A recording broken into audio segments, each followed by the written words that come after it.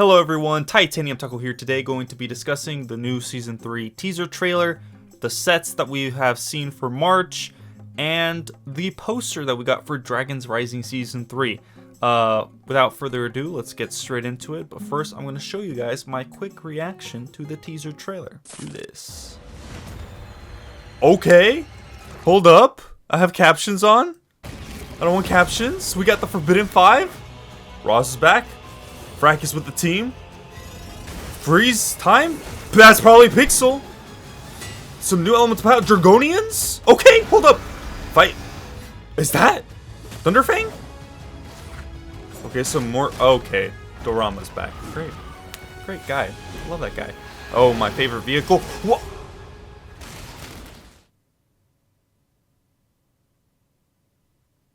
I'm excited for this season.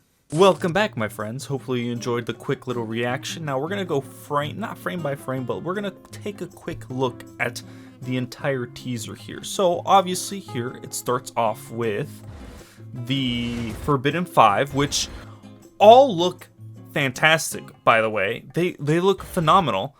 And I forget this guy's name. The guy in the far left here. But he looks cool. He's pretty cool. And then obviously we have the figures for these three here. Confirmed Rox is coming in the summer stuff, so that's pretty cool. But yeah, this is our good first official look to this guy over here. Pretty cool. And obviously we do not have the show accurate hat.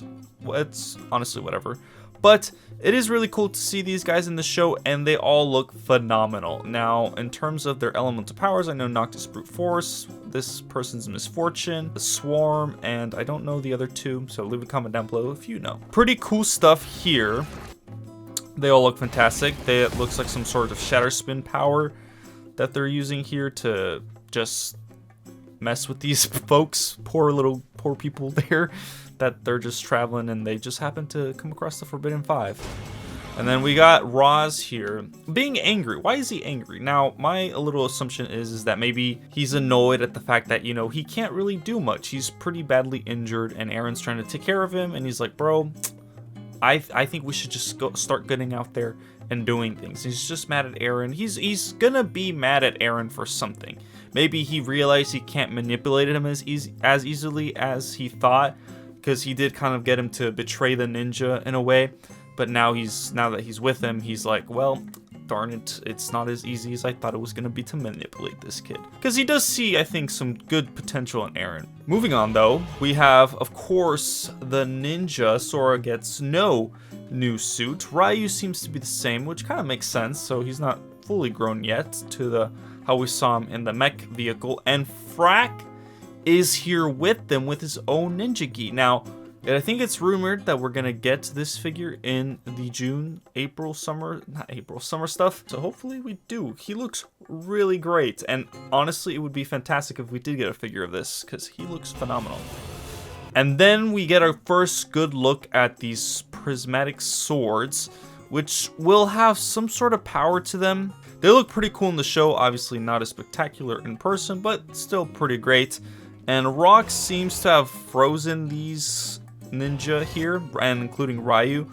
And when I first saw this, I'm like, bro, how is that gonna happen? But I'm just now remembering Rox has that magic ability where she could use magic, and she froze them back in the ending of season 2. So nothing new here in terms of like, wow, oh my god, I forgot that she used that power back then. But it's also just interesting to see how the ninja combat a power like that, because that's kind of OP, just being able to freeze your opponent like that, like you see here.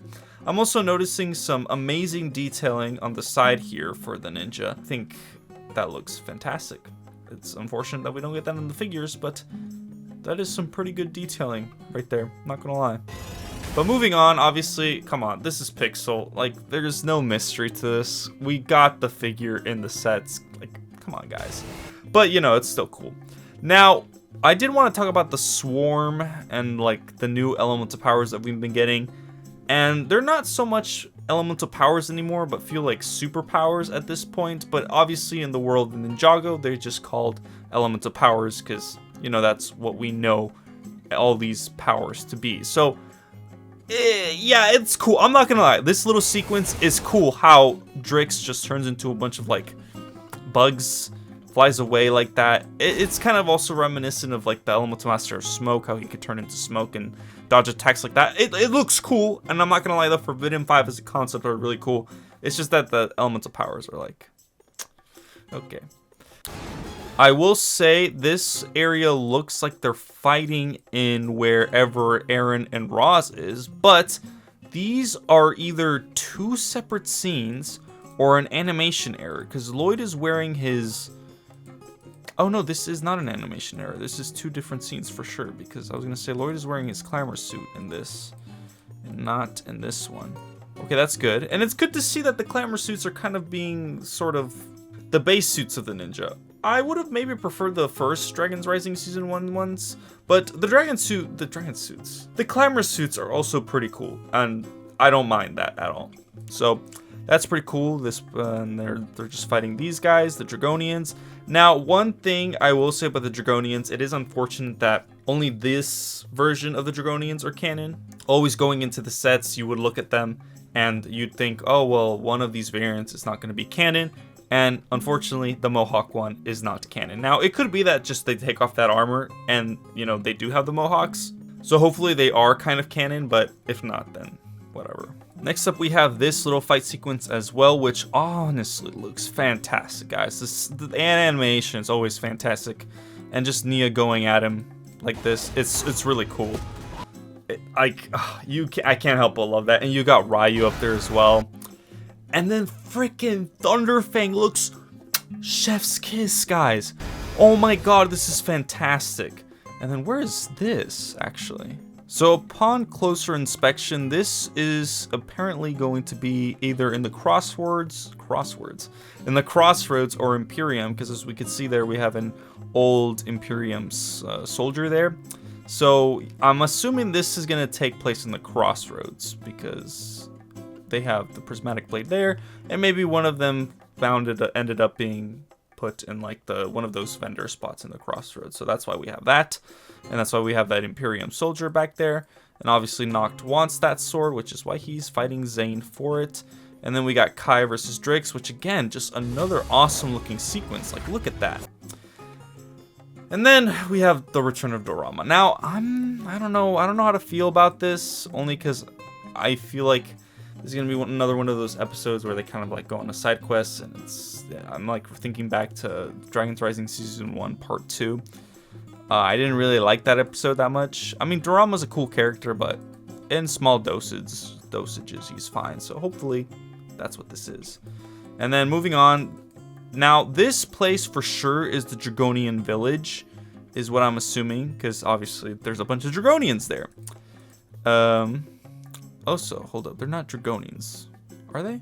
Sorry, they are Dragonians. But now we have here Frack and everyone just falling to their doom. So much fun. And then we get a good look at my favorite vehicle to exist. And in this scene, I'm thinking it's either that same crossroads place, maybe this is actually a vehicle that they were in. But now that I'm looking at this, I think this scene is going to tie into whatever this scene is, which also ties into whatever scene he was fighting Noct in. So I think that's all going to tie in together. Now, I was thinking that this might be the rumored evil bounty that we're going to get as well. That's a possibility, but I'm not too sure. But as you can see here, Noct is here with the prismatic blade, so I think this scene is definitely going to tie into this scene here, because they've got that blade there. And then we end off with such a cool shot. Wait, whoa, what the heck is all that, dude? We end with such a cool shot of freaking Thunderfang, dude. Look at this, man. And I'm believing that this is going to be the tournament temple city, so bro invades. And I'm just now realizing, bro is huge. He's massive, just in comparison to the temples. If this is the temple tournament city, bro's massive. Great. He's big. That's awesome. He looks fantastic, and he's big. That's great. That's great. Now, the next topic of discussion is going to be the sets. We have had these images for quite a bit, but this is the first time I'll be discussing them. I'm not gonna lie, the dragon here, the Arc Dragon of Focus, I personally do like it. Is it a little bit pricey? Yes, $100 for 869 pieces. Price per part ratio is a little iffy, but I personally don't. I like the dragon. I don't hate it, and it's pretty decent minifigure selection. We only do have one new minifigure, but Cole only comes in one set in the first wave, so I ain't complaining. And sure, you get Drix as well. I mean, Drix could be gotten in a cheaper set, but overall, I quite like the dragon. So I'll just say that and move on to the next one, which is Thunderfang, which also looks great, and it also comes with Aaron, Noct, and yeah, just I think it's a good dragon. Now, obviously, he does look a little, I don't know how to say it, but he's like all hunched, and he does look a little awkward there. He does look better, a lot better in the show, but I think this really does still capture the essence of what he looks like in there. And of course, we have Noct again, which is a good bonus, and Aaron with his hood. Officially, that's how he's gonna look like. So yeah, honestly, really great. So 2 amazing sets, and literally just yesterday we got official technically images of the Ninjago City workshops. So I'm a bit mixed on this set for a couple of reasons. Now, I think the overall build of it, the actual build of it, is pretty nice. I actually quite like the set overall. I know a lot of people aren't really digging it, and I understand why, but I don't know, I actually do like it. Now, I do like the build overall more than the minifigure selection, which we'll get into, but I think the overall design of this set is pretty nice. The only thing I don't like is the mech that is included. I think all the pieces for the mech could have either gone into more detail for Dorama's puppet or into the actual city aspect of the set. I just generally don't know why that mech has to exist. But overall, I think this is a very solid build to this entire thing. It looks really great. I know some people don't like the open space, and that's for the mech, blah blah blah, but I still enjoy it. It really gives me more of a concept of it being able to connect more to the city docks set, because it's kind of got that going for it, but more mechanical with like the stuff for the mech. But I don't know. That's just me. I like it. I do feel a bit underwhelmed with the puppet, which is why I think all the pieces for the mech should have gone to the puppet. That would have been better. And one more thing I wanted to point out with this overall is that we get a look at one of the rooms in this, and it's Zane's room. And the reason I like it, not just because it's Zane and it's the shirtless Zane, but because it's just got some cool stickers there and just a little small details of a room and what a Zane's room would look like. And that would go great for my monastery monk, for his room, when I get to that. So I'm definitely gonna get that sticker sheet and get multiple of those so that I could put those little posters in his room in the monastery. So that's one thing I greatly appreciate from this set. And lastly, we have the minifigure selection. Now, obviously, I'm gonna point out the obvious. The rando citizens, whatever. Sure, they're a little nice, only really 2 of them. The one guy with the jacket, or reuse, whatever. Trigonian visitor, sure, fine. We'll talk about Twitchy Tim first. Solid. Mech, not so much, but solid. Laro, I'm a bit mixed on because I know her coat extends into her legs. So I look at the figure and I feel like it is slightly incomplete, but I also look at it and I'm like, it's fine. I think it's fine how it is. She doesn't really need that extra printing on the legs. Dorama, I don't know if he has printing on their legs. I don't think so, but the thing I don't like about this figure is obviously the different color of purple. It's wrong. It's the wrong color. Yeah. Pixel, sure, fine inclusion. It's kind of just nice to get multiple Pixel figures in one wave, where Pixel was always kind of usually hard to get, with her only being in one set and rebooted, then in Hands of Time with just one minifigure. So it's kind of just nice to have gotten Pixel minifigures more accessible. And of course, the best figure, and I don't care how many of these figures I get, I will always love this figure. It is the shirtless Zane. What more could you want? It is unfortunate, though, that we don't get any more of the ninja figures, because I do feel like there's a lot of lacking in the minifigure selection. I feel like you could have added more minifigures. And I don't know, just this lineup just is really weird. I don't know, something about it just is weird. And of course, I save her for last. Harumi. Part of me is just really glad that we finally, officially have this figure. And Lego, I applaud you. I applaud you. And I am grateful. But why did you not give her any leg printing? Now, looking at it, it doesn't look bad. I'm not gonna lie. It looks fine. Like, torso, chef's kiss.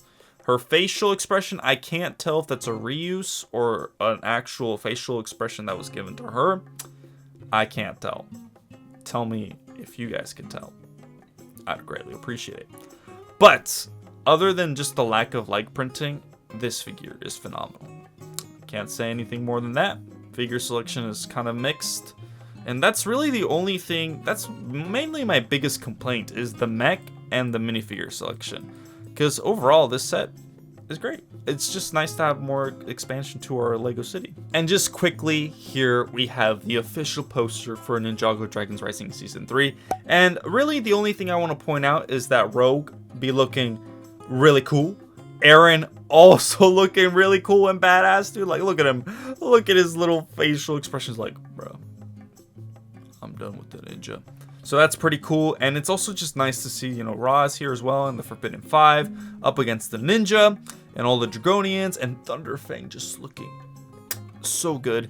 And someone did point out, which I am now looking at it and I can see it now, well, Frank is also here, is that Zane's mech body looks to be like an actual mech. Like he goes into it and it's not so much actually him. It kind of does, it does look like him, like, you know, but it looks more like a suit, if that makes sense. I don't know. It's not a mech. It's not him. Well, it is him, but it's a suit, mech suit. I don't know. Point is, beautiful poster. Fantastic. And that, ladies and gentlemen, that is all the Season 3 news we have so far. Awesome stuff coming our way. I am so excited for Ninjago Season 3, Dragons Rising. I'm just excited. And yeah, I want to know your guys' thoughts down in the comment section below. So let me know what y'all think of this, of the sets, of the poster, of the teaser, of the Forbidden 5, whatever it is. Let me know in the comments down below. And until next time, my beautiful taquitos, taco.